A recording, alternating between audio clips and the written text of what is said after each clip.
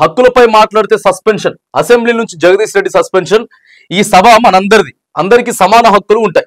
అందరి తరపున మీరు పెద్ద మనిషి, ఈ సభ మీ సొంతం కాదని జగదీష్ రెడ్డి వ్యాఖ్యలపై కాంగ్రెస్ అభ్యంతరం, క్షమాపణలు చెప్పాలని డిమాండ్. 4 గంటల పాటు సభ వాయిదా అనంతరం సస్పెన్షన్. స్పీకర్ తీరుకు నిరసనగా బీఆర్ఎస్ వాకౌట్. ఇక నిన్న మొత్తం కూడా మనం సోషల్ మీడియాలో చూసాం. జగదీష్ రెడ్డి మాట్లాడిన దాంట్లో మరి దళిత స్పీకర్ అని చెప్పేసి తక్కువ చేసి మాట్లాడిండు, ఆ దళితుడు అని చెప్పి అవమానించిండు అని అనేది అక్కడ ఉన్నటువంటి కాంగ్రెస్ పార్టీ ఎమ్మెల్యేలు కొద్దిగా దాన్ని అట్లా మాట్లాడిండు.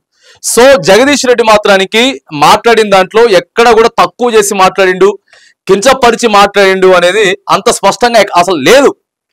ఆయన క్లియర్ గా మాట్లాడతాం సార్, ఇక్కడ అందరం ఒకటే, సో సభలో ఎవరి మాటలు వాళ్ళు మాట్లాడొచ్చు, దీనికి పెద్దగా మీరున్నారు, మీరు కూడా పర్ఫెక్ట్ గా న్యాయం చేయాలని చెప్పి మాట్లాడిండు. కానీ సో అక్కడ మాత్రానికి కించపరిచి ఏదో మాట్లాడుకున్నట్టు మాట్లాడినట్టయితే ఏది లేదు. సో ఇక ముఖ్యమంత్రి గారు చెప్పిందే నడుస్తుంది, అవన్నీ కొద్దిగా ఉంటాయి కాబట్టి అధికార పక్షానికి కొద్దిగా ఆ పెచ్చింగ్ ఎక్కువ ఉంటుంది కాబట్టి. సో నిన్న జగదీష్ రెడ్డిని మాత్రానికి ఈ అసెంబ్లీ సెషన్ సమావేశాలు ఏవైతే ఉన్నాయో ఇక దానికి సస్పెండ్ చేసిర్రు. సో నిన్న బీఆర్ఎస్ వాళ్ళంతా కూడా పోయి అంబేద్కర్ భవన్ ముందు కొంత ధర్నా చేసిండ్రు.